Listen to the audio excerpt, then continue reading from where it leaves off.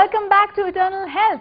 मैं हूं शिल्पा और हमारे साथ हैं विश्व प्रसिद्ध आयुर्वेदाचार्य डॉक्टर प्रताप चौहान, जो कि दे रहे हैं आपकी समस्याओं का आयुर्वेदिक उपचार।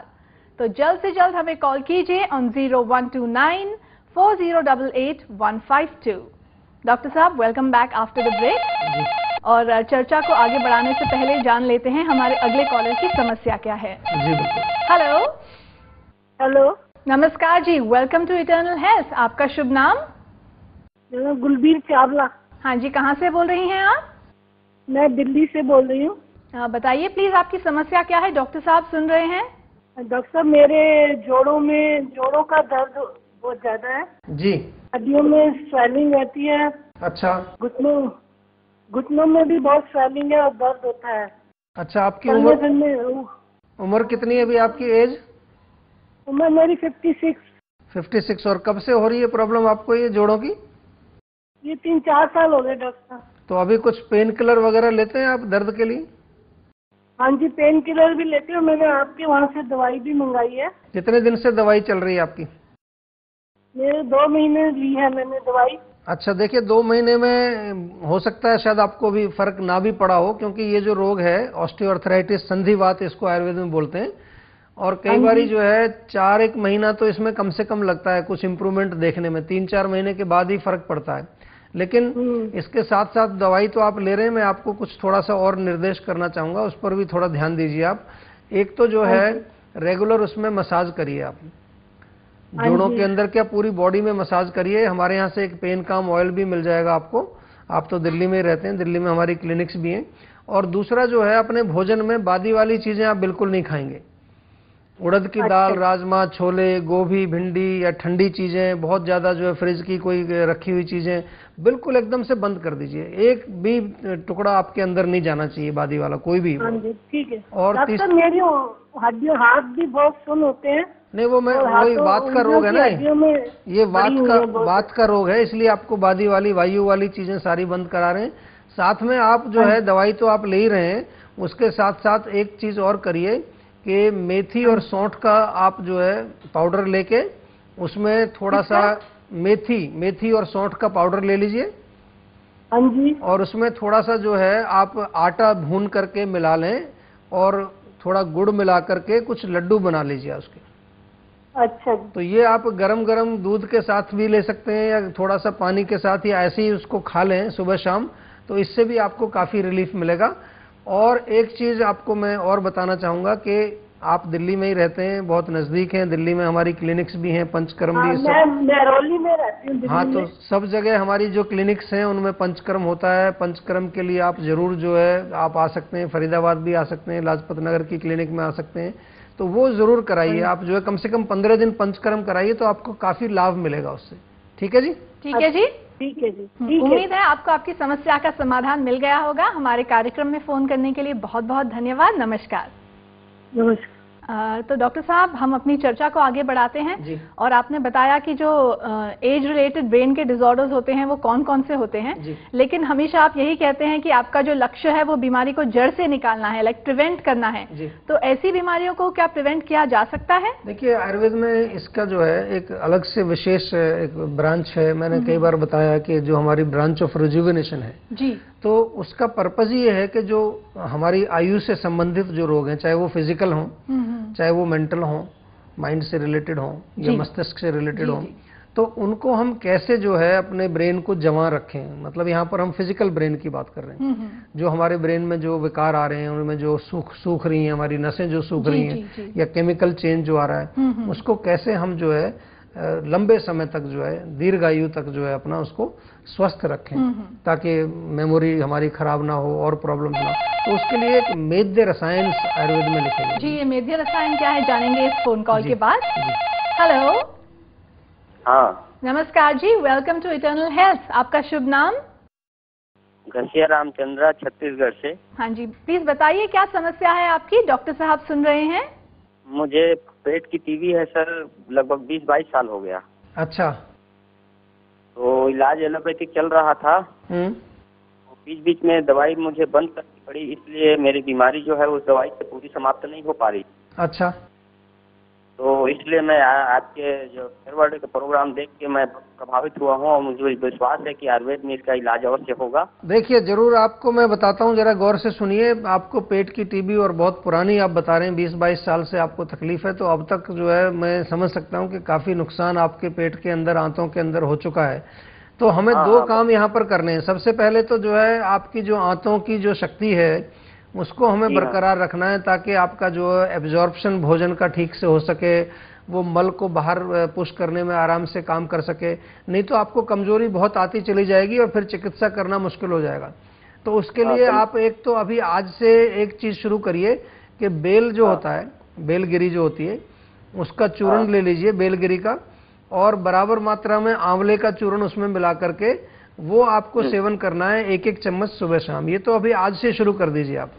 नंबर 2 जो है, आपकी जो आंतों को जब शक्ति मिलेगी और उसमें जो है एब्जॉर्प्शन वगैरह ठीक होगा, तो दूसरा काम हमें करना है कि आपके अंदर जो आपकी रोगों से लड़ने की शक्ति, जो इम्यूनिटी पावर आपकी जो इतनी कमजोर हो चुकी है, जिसकी वजह से आप इलाज करा के बार बार आपने इलाज कराया फिर भी आपका रोग ठीक नहीं हो रहा है, इसका मतलब आपके जो है रोगों से लड़ने की शक्ति को भी बढ़ाना पड़ेगा।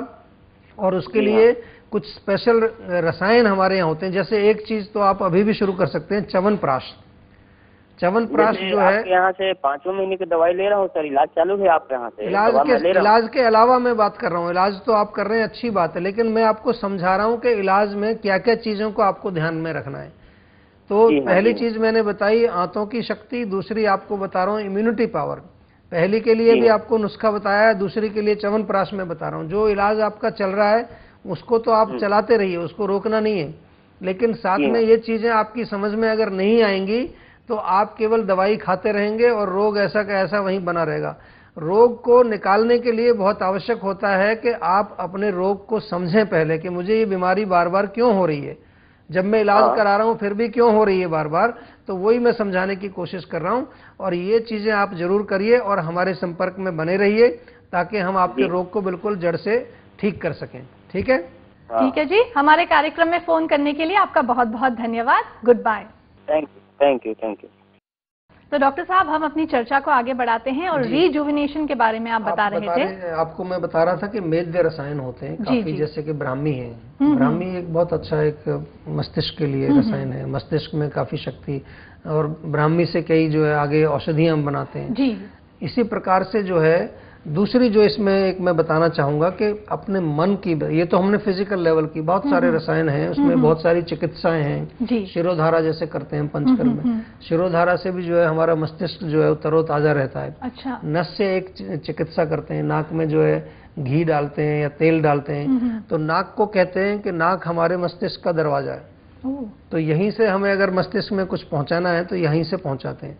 तो उसमें भी तरावट के लिए या ताकत पहुंचाने के लिए आंखों से भी करते हैं, नेत्रवस्ती करते हैं, कर्ण पूर्ण करते हैं, कई प्रकार की चिकित्साएं, बहुत अच्छा। शिरोवस्ती करते हैं, सिर के ऊपर पूरा जो है।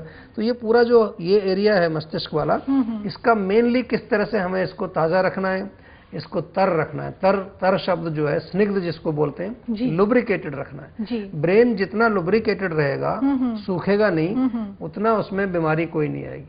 बीमारी आती कब है ओल्ड एज में? जब उसमें ड्राइनेस हो जाती है, रूक्षता हो जाती है जी, वायु की वजह से। तो ये तो फिजिकल पार्ट की प्रॉब्लम रही, रसायन जिसको हम कहते हैं जी। अब दूसरा रसायन एक ये भी है कि अपने माइंड के अंदर, मन के अंदर आपको हमेशा जवां फील करना चाहिए।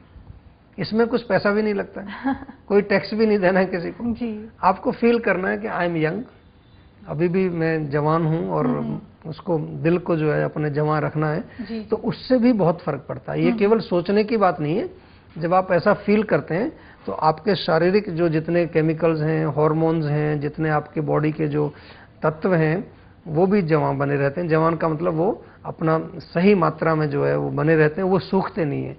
नहीं तो आपका दिल अगर बुझ जाएगा तो शरीर भी बुझ जाएगा, शरीर भी सूख जाएगा जी जी। इसी के साथ दोनों तरह से इसमें काम करते हैं। हाँ जी, बहुत अच्छी तरह से आपने इस बात को समझाया है। और फिलहाल हमारे अगले कॉलर लाइन पर हैं जी। हेलो हेलो, नमस्कार जी, वेलकम टू इटर्नल हेल्थ। आपका शुभ नाम? Thank you. मैं रोशन खान बोल रहा हूँ मैडम। कहाँ से बोल रहे हैं आप? जबलपुर से। प्लीज बताइए आपकी समस्या क्या है, डॉक्टर साहब सुन रहे हैं। हाँ जी, मैडम एक्चुअली हमारी प्रॉब्लम ये थी, हमारी भाभी को करीब 9 महीने पहले उनको ब्रेन में पिछले हिस्से में सिस्ट तैयार हो गया था। अच्छा।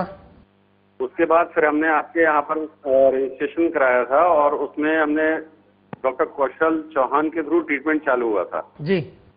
तो उन्होंने एक डायग्नोज किया था जिससे बहुत ज्यादा रिलीफ है अभी जी।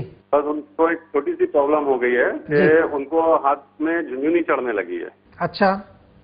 और इनको पहले जो हुआ था शरीर में बहुत ज्यादा स्वेलिंग थी। डॉक्टर साहब ने बताया था कि 15 दिन 20 दिन के बाद रिजल्ट मिलना शुरू हो जाएगा आपको जी। लेकिन वो 6 दिन के अंदर ही उनका स्वेलिंग उतर गया था। चलो बहुत अच्छी बात है।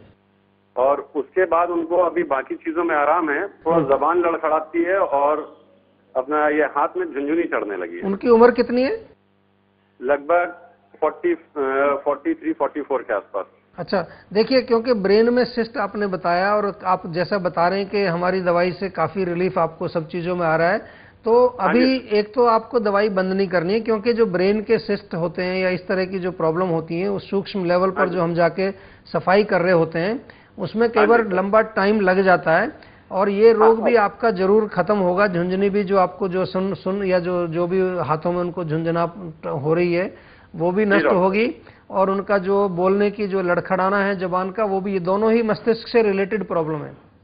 हाँ जी, हाँ जी। और आज उसी के बारे में हम थोड़ी चर्चा भी कर रहे हैं। और एक इसके साथ साथ एक चीज और मैं बता दूं कि उनको तेल की मालिश करते हैं आप या नहीं? हाँ जी कर रहे हैं डॉक्टर साहब। आपके यहाँ से पूरा जो मेडिसिन आ रहा है पिछले 2.5 महीने से जी उससे काफी आराम है और हम कंटिन्यू ट्रीटमेंट करेंगे जब तक उनका पूरा रिलीफ नहीं हो जाता। बिल्कुल, आप ट्रीटमेंट चालू रखिए क्योंकि 2.5 महीना तो कुछ भी नहीं है, ऐसी बीमारी में तो सालों लग जाते हैं। तो 2.5 महीने में इतना रिलीफ आ गया है तो बहुत खुशी की बात है, हमें भी बहुत खुशी है। और हमें जो है आपको यही बताना है कि आप उसको चालू रखें, चाहे उसको और 5 महीने 6 महीने और खिलाना पड़े जब तक पूरी रूप से ठीक ना हो जाए। और जब वो थोड़ा ठीक होने लगेंगी तब एक बार उनको पंचकर्म के लिए भी लाइए हमारे यहाँ पर।